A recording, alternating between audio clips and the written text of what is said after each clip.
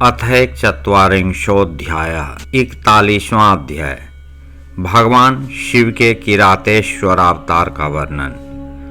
नंदीश्वर बोले, सेना के साथ किरातेश्वर को युद्ध के लिए आया देखकर शिवजी का ध्यान करते हुए अर्जुन ने वहां जाकर उसके साथ भयंकर युद्ध किया। उस भील राज ने अपने अनेक गणों तथा तीक्ष्ण शस्त्रों के द्वारा अर्जुन को अत्यधिक पीड़ित किया। तब उनसे पीड़ित हुए अर्जुन अपने इष्ट देव शिव का स्मरण करने लगे। अर्जुन ने शत्रुओं के सारे बाण काट डाले। जब गणों ने युद्ध करना छोड़ दिया तो अर्जुन ने किरात वेशधारी शिवजी को ललकारा। अर्जुन से पीड़ित गण दसों दिशाओं में भागने लगे। यद्यपि किरातपति ने उन गण स्वामियों को ऐसा करने से रोका, किंतु वे अपने स्वामी के बुलाने पर भी नहीं लौटे। तब महाबली एवं पराक्रमी अर्जुन और शिवजी ने नाना प्रकार के शस्त्रास्त्रों से परस्पर युद्ध किया। यद्यपि शिवजी दया करते हुए अर्जुन के पास गए, किंतु अर्जुन ने निर्दयता पूर्वक शिव पर प्रहार किया। तदनंतर शिवजी ने अर्जुन के समस्त शस्त्र अस्त्रों को काट डाला और कवचों को भी छिन्न भिन्न कर दिया। केवल उनका शरीर शेष रह गया। तब धैर्यशाली उन अर्जुन ने भय से व्यथित होते हुए भी शिवजी का स्मरण कर वाहिनी पति के साथ मल्ल युद्ध करना प्रारंभ किया।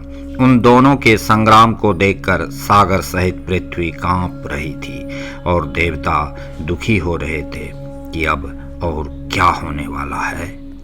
इसी बीच में शिवजी ऊपर जाकर आकाश में स्थित हो युद्ध करने लगे और अर्जुन भी उसी प्रकार आकाश में स्थित हो युद्ध करने लगे। इस प्रकार शिव एवं अर्जुन दोनों ही उड़ उड़कर आकाश में जब युद्ध कर रहे थे, तब उस अद्भुत युद्ध को देखकर देवगण विस्मित हो रहे थे। उसके पश्चात अर्जुन ने उन्हें अपने से अधिक बलवान जानकर शिवजी के चरणों का स्मरण कर तथा उनके ध्यान से विशेष बल प्राप्त कर भील के दोनों चरणों को पकड़ लिया। ज्यों ही चरण पकड़कर अर्जुन उन्हें आकाश में घुमाने लगे, तभी लीला करने वाले भक्त वत्सल भगवान शिव हंस पड़े। हे मुने, भक्त के अधीन रहने वाले शिवजी ने अर्जुन को अपना दास्य प्रदान करने के लिए जो यह चरित्र किया, वह अन्यथा कैसे हो सकता है। इसके बाद भक्त वश्यता के कारण शिवजी ने हंसकर अपना अद्भुत सुंदर रूप अर्जुन के सामने प्रकट किया। हे पुरुषोत्तम, वेद शास्त्रों तथा पुराणों में उनके जिस रूप का वर्णन है और व्यास जी ने अर्जुन को ध्यान के लिए जिस रूप का उपदेश दिया था, जिसके दर्शन मात्र से सारी सिद्धियां प्राप्त हो जाती हैं, उसी प्रकार का रूप धारण कर शिवजी प्रकट हुए। अर्जुन जिस रूप का ध्यान करते थे, उसी सुंदर रूप को अपने सामने प्रत्यक्ष प्रकट देखकर वे अत्यंत विस्मित तथा लज्जित हो उठे और मन में कहने लगे, अहो, यह तो परम कल्याणकारी वे शिवजी ही हैं जिन्हें मैंने अपना स्वामी स्वीकार किया है। ये तो स्वयं त्रिलोकी के साक्षात ईश्वर हैं। यह मैंने आज क्या कर डाला। निश्चय ही भगवान शिव की माया बड़ी बलवती है, जो बड़े बड़े मायाविदों को मोह लेती है। इन्होंने अपना रूप छिपाकर मेरे साथ इस प्रकार का छल क्यों किया। निश्चय ही मैं इनके द्वारा छला गया हूँ। इस प्रकार अपने मन में विचार कर अर्जुन ने हाथ जोड़कर सिर झुकाकर और खिन्न मन से भक्ति पूर्वक प्रणाम किया और उनसे कहा। अर्जुन बोले, हे देवदेव, हे महादेव, हे करुणाकर, हे शंकर, हे सर्वेश, मैं आपका अपराधी हूँ, मुझे क्षमा कीजिए। हे प्रभु, इस समय आपने यह क्या किया जो अपना रूप छिपाकर मुझसे छल किया। हे प्रभु, आप जैसे स्वामी से युद्ध करते हुए मुझे लज्जा नहीं आई, मुझको धिक्कार है। नंदीश्वर बोले, हे सनत कुमार, इस प्रकार पांडुपुत्र अर्जुन पश्चाताप करने लगे और तत्काल महाप्रभु शिवजी के चरणों में शीघ्र गिर पड़े। तदनंतर भक्त वत्सल महेश्वर ने प्रसन्न होकर अर्जुन को अनेक प्रकार से आश्वासन दिया और उनसे कहा, शिवजी बोले, हे पार्थ, तुम खेद मत करो, तुम मेरे प्रिय भक्त हो। मैंने यह सारी लीला तुम्हारी परीक्षा के लिए की थी, तुम शोक का परित्याग कर दो। नंदीश्वर बोले, इस प्रकार कहकर प्रभु सदाशिव ने स्वयं अपने हाथों से अर्जुन को उठाया और स्वामी शिवजी के जैसे गुणों वाले गणों द्वारा उन अर्जुन की लज्जा दूर कराई। उसके अनंतर भक्त वत्सल भगवान शिव वीरों में माननीय पांडुपुत्र अर्जुन को प्रीति से पूर्णतः हर्षित करते हुए कहने लगे। शिवजी बोले, हे पांडव श्रेष्ठ, हे प्रथापुत्र अर्जुन, मैं प्रसन्न हूँ, तुम वर मांगो। मैंने तुम्हारे द्वारा आज किए गए प्रहारों एवं संताड़नों को अपनी पूजा मान ली है। आज यह सब मैंने अपनी इच्छा से किया है, इसमें तुम्हारा कोई अपराध नहीं है। मुझे तुम्हारे लिए इस समय कुछ भी अधेय नहीं है, तुम जो चाहते हो उसे मांग लो। मैंने शत्रुओं में तुम्हारा यश तथा राज्य प्रतिष्ठित करने के लिए ही यह कल्याणकर कृत्य किया है। तुम इस घटना के लिए दुख ना मानो और अपनी सारी विकलता का त्याग करो। नंदीश्वर बोले, प्रभु शंकर जी के द्वारा इस प्रकार कहे जाने पर अर्जुन सावधान होकर भक्ति पूर्वक शिव जी से कहने लगे। अर्जुन बोले, हे प्रभु, आप भक्त प्रिय हैं, आपकी इच्छा का वर्णन मैं किस प्रकार कर सकता हूँ। हे सदाशिव, आप कृपालु हैं, हर प्रकार से भक्तों पर दया करते हैं। नंदीश्वर बोले, इस प्रकार कहकर वे पांडुपुत्र अर्जुन महाप्रभु सदा शिव की वेद सम्मत तथा सद्भक्ति युक्त स्तुति करने लगे। अर्जुन बोले, हे देवाधिदेव, आपको नमस्कार है। कैलाशवासी, आपको नमस्कार है। सदाशिव, आपको नमस्कार है। 5 मुख वाले, आपको नमस्कार है। जटा जूटधारी, आपको नमस्कार है। त्रिनेत्र, आपको नमस्कार है। प्रसन्न स्वरूप वाले, आपको नमस्कार है। सहस्त्र मुख, आपको नमस्कार है। हे नीलकंठ, आपको नमस्कार है। सद्योजात रूप, आपके लिए नमस्कार है। हे वृषभ ध्वज, आपको नमस्कार है। वाम भाग में पार्वती को धारण करने वाले, आपको नमस्कार है। 10 भुजा वाले, आपको नमस्कार है। परमात्मन, आपको नमस्कार है। हाथ में डमरू तथा कपाल लेने वाले, आपको नमस्कार है। मुंड मालाधारी, आपको नमस्कार है। शुद्ध स्फटिक तथा शुद्ध कर्पूर के समान उज्ज्वल गौर वर्ण वाले, आपको नमस्कार है। पिनाक नामक धनुष एवं श्रेष्ठ त्रिशूल धारण करने वाले, आपको नमस्कार है। व्याघ्र चर्म का उत्तरीय तथा गज चर्म का वस्त्र धारण करने वाले, आपको नमस्कार है। सर्प से आवेष्टित अंगों वाले तथा सिर पर गंगा को धारण करने वाले, आपको नमस्कार है। सुंदर पैर वाले, आपको नमस्कार है।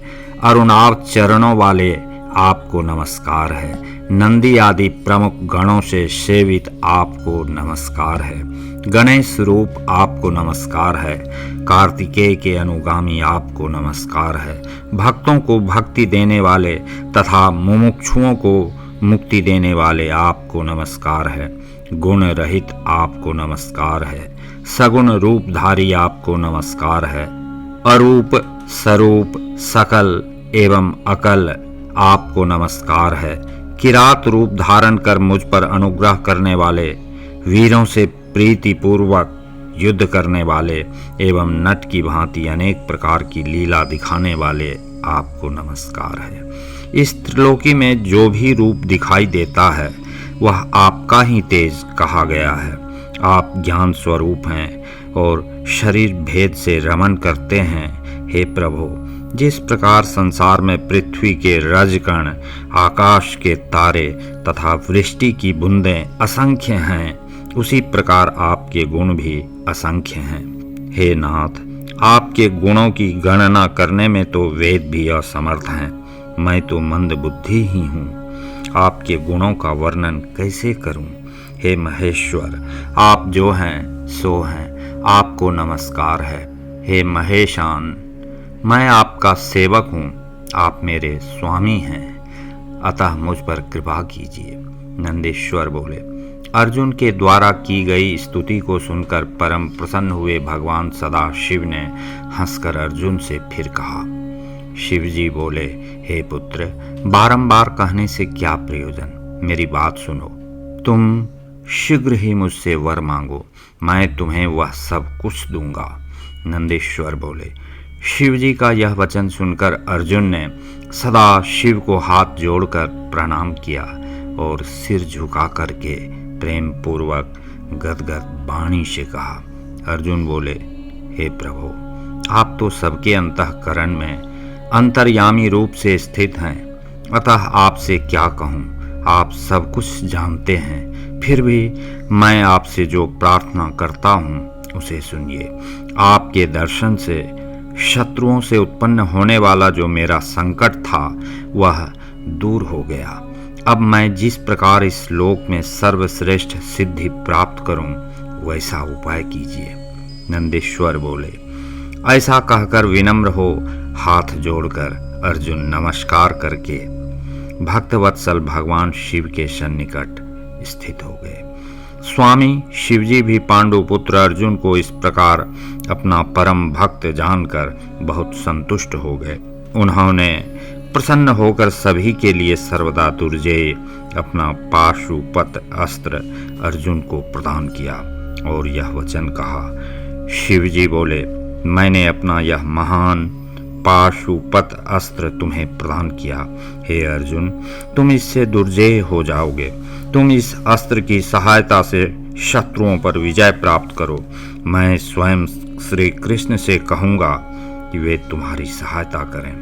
वे मेरे भक्त तथा मेरी आत्मा हैं और कार्य करने में सर्वथा समर्थ हैं। हे भारत, अब तुम मेरे प्रभाव से निष्कंटक राज्य करो और अपने भ्राता युधिष्ठिर से सर्वदा नाना प्रकार का धर्माचरण कराते रहो। नंदीश्वर बोले। ऐसा कहकर उन शिव ने अर्जुन के सिर पर अपना हाथ रखा और उनसे पूजित होकर वे तत्काल अंतर्धान हो गए और प्रसन्न मन वाले अर्जुन भी प्रभु से श्रेष्ठ पाशुपतास्त्र प्राप्त कर भक्ति पूर्वक गुरुवर शिवजी का स्मरण करते हुए अपने आश्रम को चले गए। जिस प्रकार शरीर में पुनः प्राण आ जाता है, उसी प्रकार अर्जुन को आया देख युधिष्ठिर आदि सभी भाई प्रसन्न हो गए और पतिव्रता द्रौपदी को भी अर्जुन के दर्शन से सुख की प्राप्ति हुई। सभी पांडव परमात्मा शिवजी को प्रसन्न जानकर आनंदित हो गए तथा अर्जुन से सारा समाचार सुनकर तृप्त नहीं हुए। उस समय उन महात्मा पांडवों के आश्रम में उनका मंगल प्रदर्शित करने के लिए चंदन युक्त फूलों की वर्षा होने लगी। उन लोगों ने भगवान शंकर को धन्य धन्य कहते हुए आनंद के साथ नमस्कार किया और अपने वनवास की अवधि को समाप्त जानकर यह समझ लिया कि अब अवश्य ही हम लोगों की विजय होगी। इसी समय अर्जुन को आश्रम पर आया हुआ जानकर श्री कृष्ण उनसे मिलने के लिए आए और सारा वृत्तांत जानकर हर्षित हुए और कहने लगे, इसीलिए तो मैंने कहा था कि शंकर सभी दुखों को नष्ट करने वाले हैं। मैं उनकी सेवा नित्य करता हूँ, आप लोग भी नित्य उनकी सेवा करें, हे सनत कुमार। इस प्रकार मैंने किरातेश्वर नामक शिवावतार का वर्णन आपसे किया। उसको सुनकर अथवा सुनाकर भी मनुष्य अपने समस्त मनोरथों को प्राप्त कर लेता है।